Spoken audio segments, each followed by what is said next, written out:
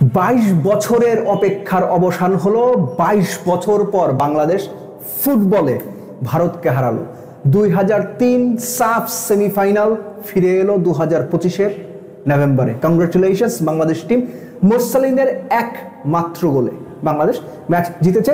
যথারীতি যাকে নিয়ে কথা বলবেন, যাকে নিয়ে আলোচনা করবেন, যিনি ডিফেন্সে, যিনি মিডফিল্ডে, যিনি এট ওয়ান পয়েন্ট কিছুটা goalkeeper, of course Hamza Chowdhury, the best performer of the match নিয়ে কথা বলবো। ম্যাচটা আপনারা দেখেছেন। আমি পার্টিকুলারলি এই ম্যাচের বেস্ট মোমেন্ট মনে করি 31 মিনিটের সময় মিতুল মার্মা। এর আগে একটা ভিডিওতে আমি বলেছিলাম তাকে এই লেভেলের ফুটবলের জন্য যথেষ্ট প্রিপেয়ার গোলকিপার আমার কাছে মনে হয়নি। যখনই পেছন থেকে বিল্ড আপ করা হয়েছে বেশিরভাগ সময় তিনি তালগোল পাকিয়ে ফেলেছেন। কোথায় বল দেবেন, কাকে বল দেবেন, এবং ভারতীয়রা খুব ভালো জানতো যখনই তার পায়ে বল একদম পেছন থেকে বিল্ড আপ করার সিচুয়েশন তৈরি হয়েছে তাকে প্রেস করেছে, তিনি গুবলেট পাকিয়েছেন। তেমনই একটা গুবলেট, সবচেয়ে বড় গুবলেটটা পাকিয়েছিল ম্যাচের 31 মিনিটে। রাইট উইংব্যাক পজিশনে বল চলে গেল, সেখানে মিতুল মার্মা তিনি বল লুজ করলেন। এবং আপনি যদি সিচুয়েশনটা তার মনে থাকে, মিতুল গোলকিপার মানে ডিবক্সেরও অনেকখানি বাইরে, হামজা তার থেকে কত 4-5 ফুট সামনে ছিলেন। হামজা খুব দ্রুত পরিস্থিতিটা বুঝতে পারলেন। একটা পোটেনশিয়াল গোল থ্রেট বা এক্সপেক্টেড গোলের সিচুয়েশন তৈরি হয়ে গেছে। ফরওয়ার্ডের কাছে বল আসলো, আর্কের একটু পেছন থেকে, যেটাকে আমরা ছোট ডি বলি, তার একটু পেছন থেকে শট নিলেন। ততক্ষণে রাইট উইং ব্যাক পজিশন থেকে হামজা দৌড়ে ঠিক যেখান থেকে পেনাল্টিটা নেওয়া হয় ওই স্পটটার কাছাকাছি এসে উড়ে হেড করে বলটা ক্লিয়ার করলেন। আমার কাছে ওটা ছিল ম্যাচ ডিফাইনিং মোমেন্ট। ওই গোলটা হয়ে গেলে বাংলাদেশ কি করতো ইউ ক্যান টেল। কেন আমি কথাটা বললাম?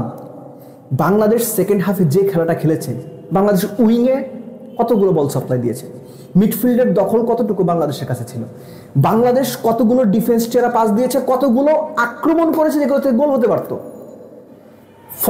আপনার মোরসালিনের ওই প্রথম গোলটার পরে বাংলাদেশ সত্যিকার অর্থে ক্লিয়ার কাট চান্স তৈরি করতে পেরেছে 90 মিনিটের পরে যোগ করা অতিরিক্ত সময়ের 4 মিনিটে গিয়ে।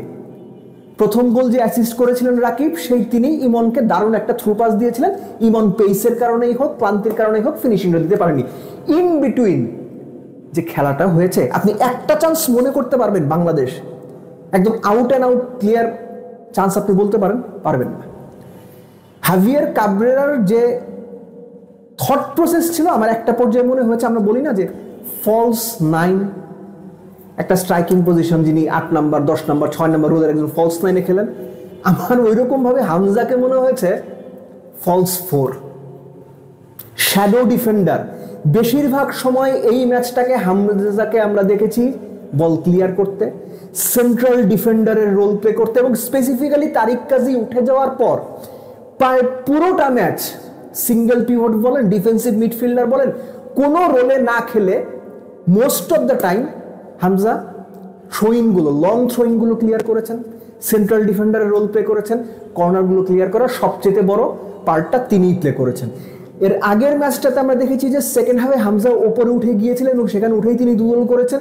এই ম্যাচের সম্পূর্ণ উল্টো, স্ট্র্যাটেজির কারণে উল্টো। স্ট্র্যাটেজি আপনার ভালো না লাগতে পারে, কিন্তু রেজাল্ট এসেছে। হামজাকে আমরা সেন্ট্রাল ডিফেন্ডার হামজা হিসেবে দারুণ একটা পারফরমেন্স দিতে দেখলাম। আর ফার্স্ট গোলটার কথা আমি বলবো যে ক্লাসিক্যাল কাউন্টার অ্যাটাক। এই গোলটা আসলে আমি যে তুলনাটা আসলে আমি দিতে চাচ্ছি, সাহস করে আসলে বলাটাও একটু ডিফিকাল্ট, যে বিশ্বকাপে অ্যাঙ্গেল ডি মারিয়া ফাইনালে যে গোলটা করলেন অ্যালেক্সিস ম্যাকঅ্যালিস্টারের পাস থেকে, ওই গোলটার কথা মনে আছে আপনাদের? একটা ক্লাসিক কাউন্টার অ্যাটাক, একেবারে ওই রকম না, কাছাকাছি। ভারত অ্যাটাকে ছিল, সেখান থেকে মোরসালিনের পায়ে বল আসলো। ভারতের 2 জন বোধহয় আপনার ওই সেন্ট্রাল মিডফিল্ডের কাছাকাছি পজিশনে ছিলেন। ফার্স্ট টাচে বলটা মোরসালিন লেফট উইংয়ে রাকিবকে দিলেন, এবং Rakib had a very good sprint, দুর্দান্ত স্প্রিন্ট। বলার যেভাবে বল টেনে নিয়ে যেতে আমরা দেখি বা অভ্যস্ত বড় বড় নামী প্লেয়ারদের, এক্স্যাক্টলি এই লেভেল বিবেচনায় ওরকম করে তিনি বল টেনেছেন। ডান পায়ে যে বলটা তিনি মাইনাস করেছেন বা ক্রস করেছেন, সেটাও মোরসালিনের উদ্দেশ্যে, এবং মোরসালিন শুধু 5টা দিয়েই থামেননি রাকিবকে, রাকিব লেফট উইং দিয়ে দৌড়াচ্ছেন, মোরসালিন মাঝখান দিয়ে দৌড়াচ্ছেন এবং শেষ মুহূর্তে গিয়ে বলটা পেয়ে গেছেন, আলতো টোকায় বল জালে জড়িয়েছেন। That was A classic counter এটা। কিন্তু ওটুকু যদি আপনি বাদ দেন, আপনি উইং বলেন, উইং ব্যাক পজিশন বলেন, সাদ কিংবা জায়ানকে আজকে আমরা উঠতেই দেখিনি। ইমন খেলেছেন তার মতো, কিন্তু বাংলাদেশের মূল ফোকাসটা ছিল ডিফেন্স ডিফেন্স ডিফেন্স। সুযোগ পেলে কাউন্টার অ্যাটাকে গোল করে বাংলাদেশ শেষ মুহূর্তে গিয়ে আরেকটা সুযোগ পেয়েছিল, বাট পারেনি। এনিওয়েজ বাংলাদেশ ম্যাচ জিতেছে অবশেষে। এই হংকং চায়নার বিপক্ষে, অমুক দলের বিপক্ষে, তমুক দলের বিপক্ষে, ভাই লাস্ট মোমেন্টে গিয়ে আমরা প্রচুর ড্র করছি, প্রচুর হারছি, লাস্টলি নেপালের সাথেও এটা হয়েছে। অ্যাটলিস্ট 3টা পয়েন্ট তো পাইছি এবং মোস্ট ইম্পর্টেন্টলি 22 বছর পর ভারতকে হারিয়েছি। এটা ভাই স্পেশাল, অবশ্যই অবশ্যই এটা স্পেশাল। এবং এই স্পেশাল দিনে বাংলাদেশ ফুটবল দলটাকে একটা স্পেশাল থ্যাঙ্কস।